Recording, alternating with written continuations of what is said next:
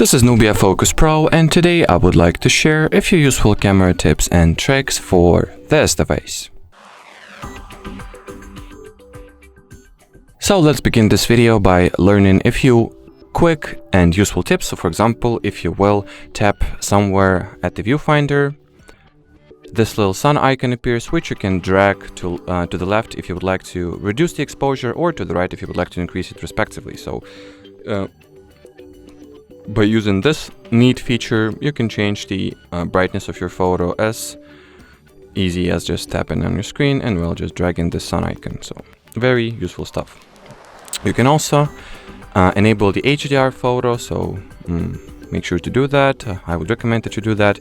Or if you do not want to think too much about it, you can just set it to auto mode. But I guess if you like HDR photography, just switch it on here.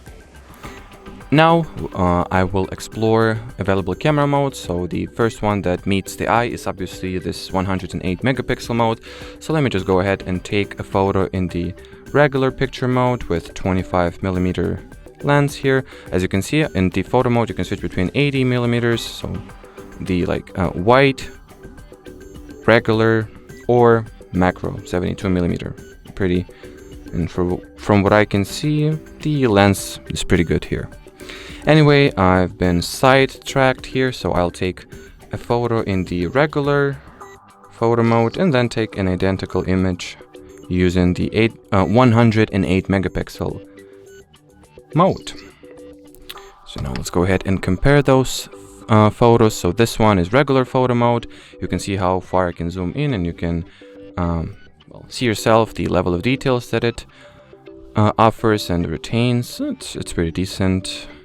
And when it comes to 108 megapixel mode, it's a whole different story. You can already tell that the amount of retained details is way higher. This blur is not that bad as it was in the previous photo.